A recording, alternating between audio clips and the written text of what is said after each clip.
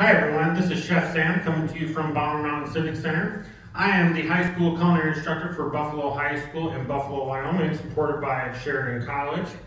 And we are here today to finish out course 1515, Basic Culinary Skills. And we're glad to have you back with us for our virtual cooking school. Today we'll be working out of our On Cooking textbook of culinary fundamentals. You can get a copy of this book online. If you're a student, you already have your book, and we would like you to go ahead and follow along with us. Today we will be working out of Chapter 11, page 219. I will be demoing the process for practical application so that you all will be able to prepare this with an instructional video. Today we'll be discussing classic sauces. As I said before, this will be discussed in Chapter 11, page 219. So go ahead and turn there with me.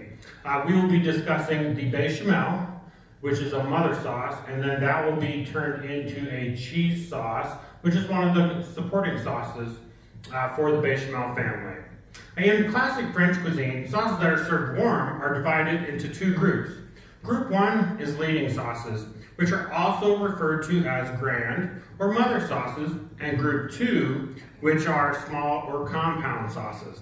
There's 5 classic mother sauces. These are Béchamel, velouté, espagnole, tomato, and hollandaise. Typically, a leading sauce is never served as is, but used to make a small or supporting sauce, excluding the hollandaise, that is. Hollandaise, not hollandaise. We shouldn't exclude hollandaise. That is common for breakfast and various protein dishes. The 5 leading sauces are the foundation for the classic repertoire and can be seasoned and garnished to create a wide variety of small or compound sauces. These leading sauces are distinguished principally by liquids and thickeners used to create them.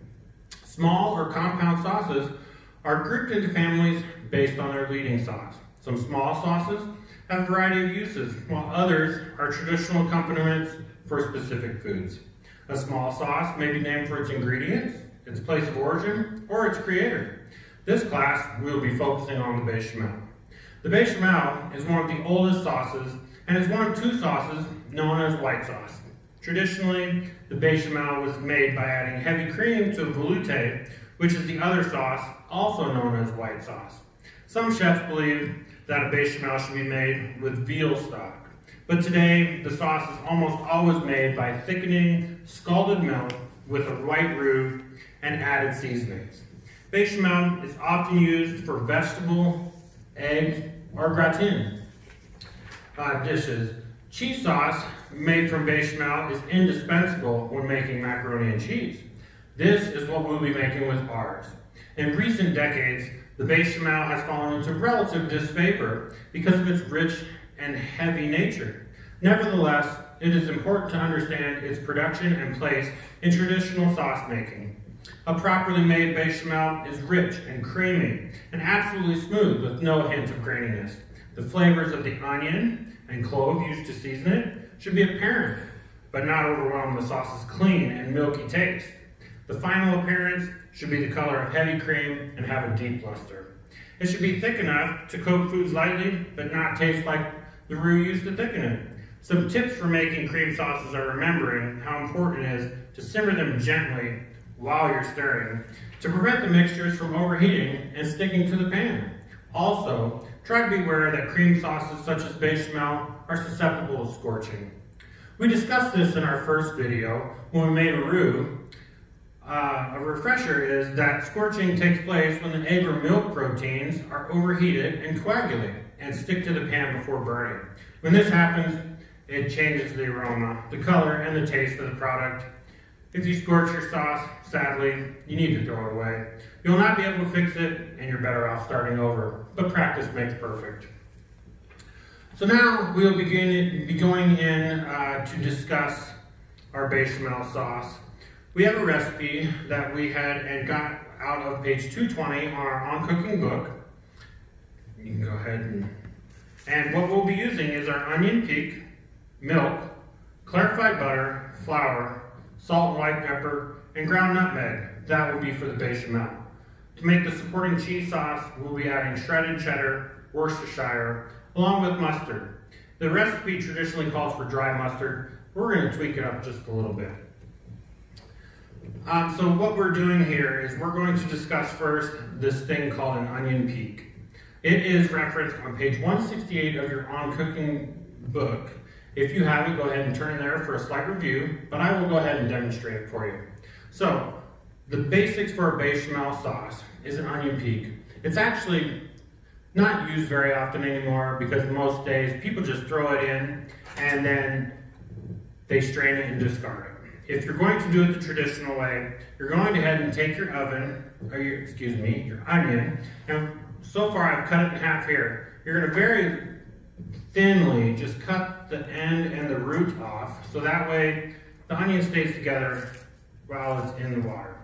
So what we're going to do then is we're going to set our piece to the side, set our knife away from us, and we're going to go ahead and peel the top layer of the onion to keep that skin out of the liquid. We can discard that as well. And now what we're going to do here, we have our clove and bay leaf. If you turn to page 168 in your book, it will describe the process that we're doing. But basically what we're doing is we're going to take the bay leaf, we're going to do the flesh side of the onion, we're going to place the bay leaf on top, and then we're going to take a whole clove, not ground, because they're nice and pointy.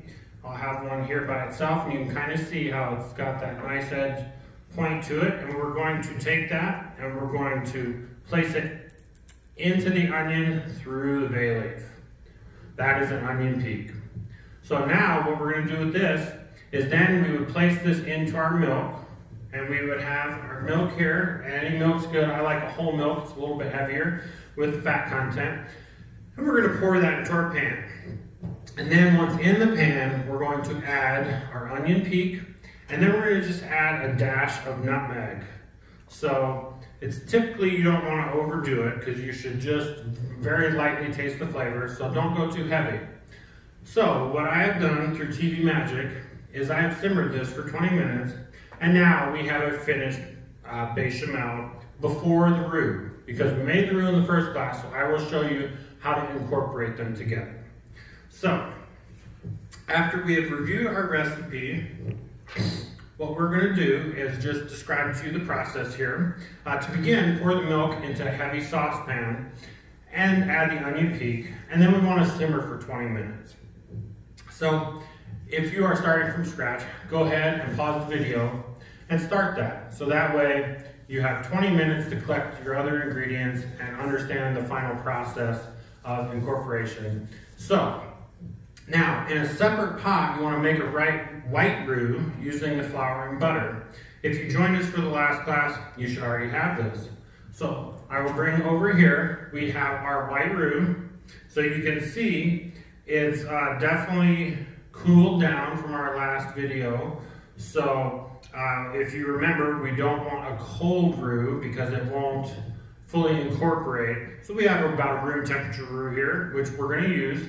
And if you would like to, go back and watch the other video, and you can understand why we had to use aluminum pans, because the aluminum is going to discolor it slightly, but for the purposes of our course and what our students have access to, this is how we prepared it.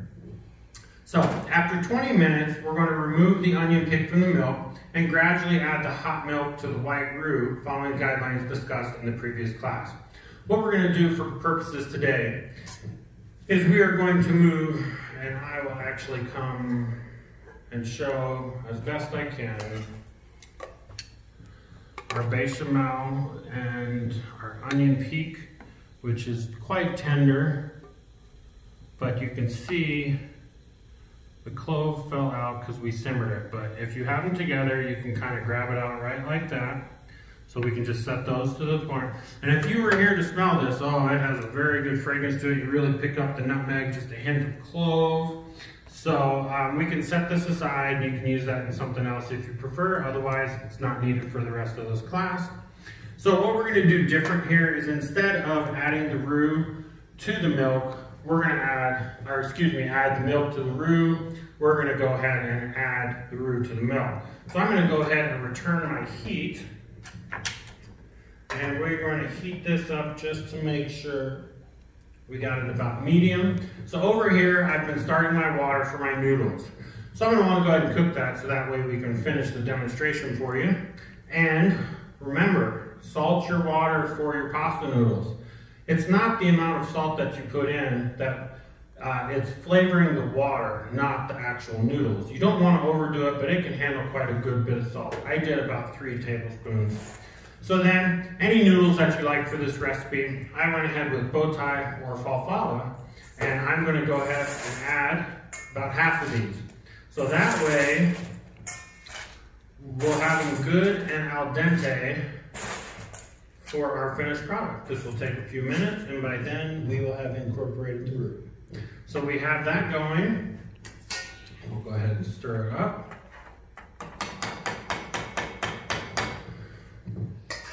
Okay, so now what we will be doing is we have this going. I'm going to take my spatula, and my roux, you can see, it's nice and smooth and not grainy or anything, so that's really good. So what we're going to do then is we're going to slowly add some of this. If you remember in the video, we don't want to add too much because we have to wait for it to come to a boil before we determine how much thickening power it has. This is quite a bit of roux for the amount of liquid we have, so we definitely don't want to start with all of it. So we'll just start with, say, that was about 1/3 of our roux. So we're going to go ahead, return our spatula to our roux pan, and we have a whisk, and now we are going to slowly whisk that together, well, maybe a little faster than slowly, while it's heating. This way, we can keep it from scorching.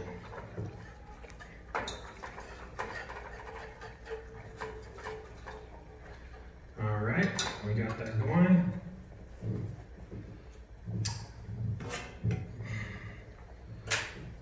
So what I'm going to do to make this a little easier on everybody to see, now that we've begun incorporating, I'm going to go ahead and pour this into a separate pan. Watch for the spillage. And you can see we've got a nice light to it, and we're just going to stir this to thicken.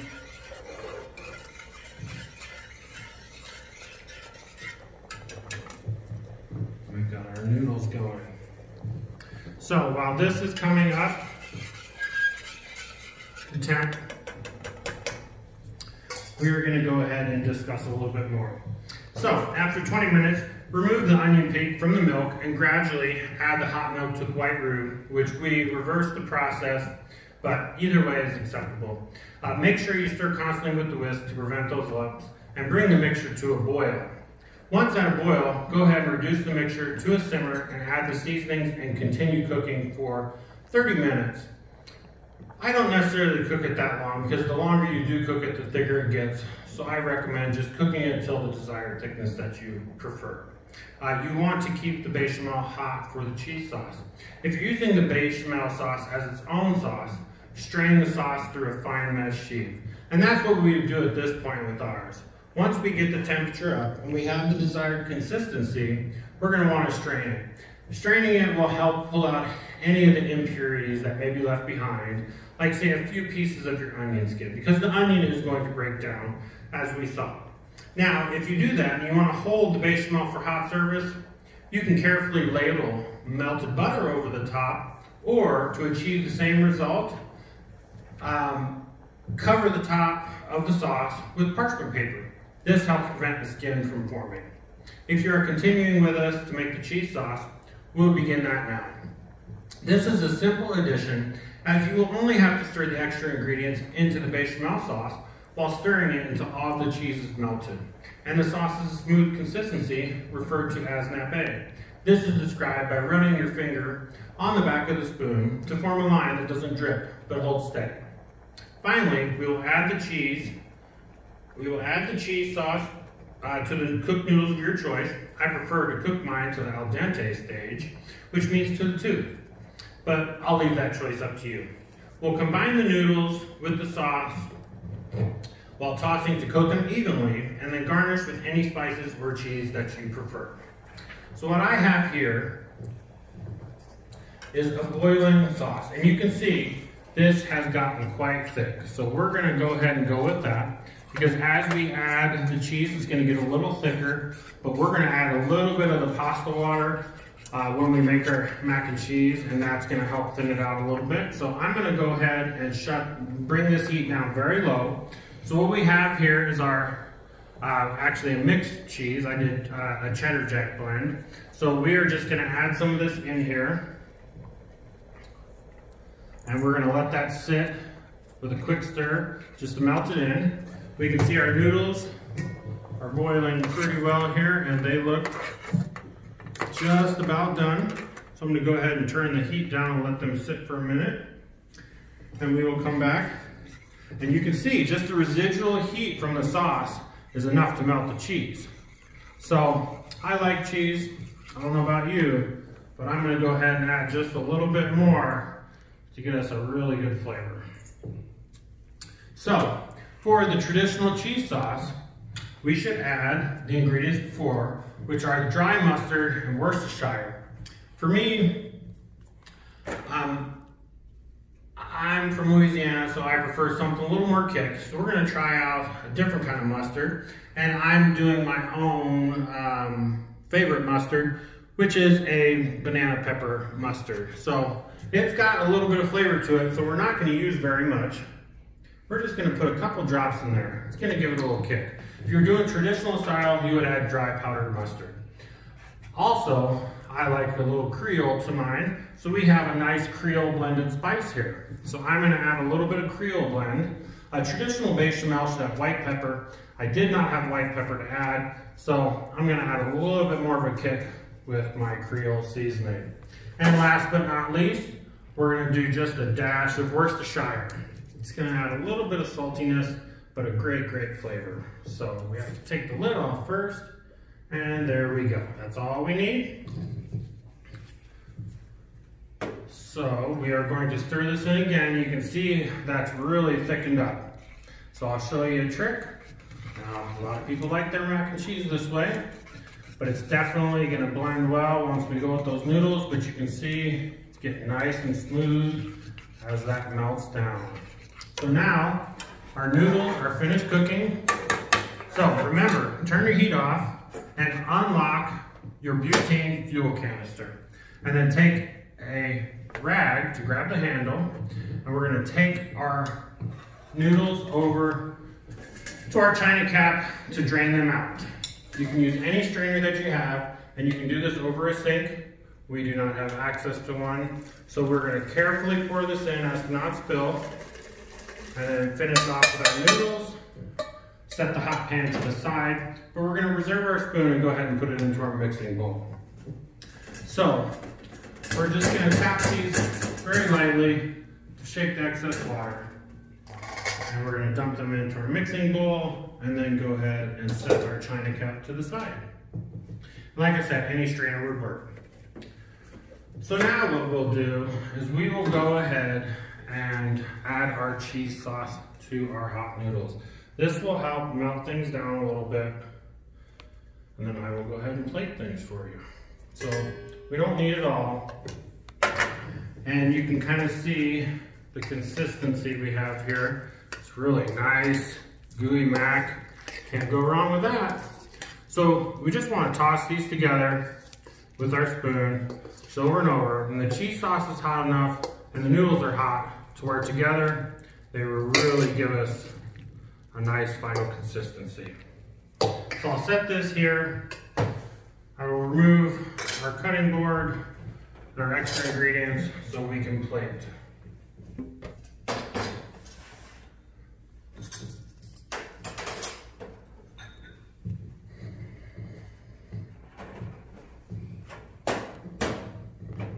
So what I like to do is reserve my seasoning powder for a little garnish at the finish. And we will go ahead and plate up our macaroni and cheese made with a traditional bechamel and the supporting cheese sauce. I don't know about you, I wish you could smell it, but it sure does look yummy. Alrighty. We are done with that.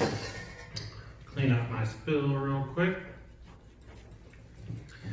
And to finish, we will simply garnish, add a little color with our Creole powder for that extra kick. And that is all we have for today, class. So thank you for joining us, and we will see you next time for our introduction to soups and their categories, clear and cream-based. I hope that you enjoyed this instructional video, and I hope that you turn into us next time for cooking basic culinary skills with Chef Sam, supported by Sheridan College and Buffalo High School in Buffalo, Wyoming. Thank you and have a great day.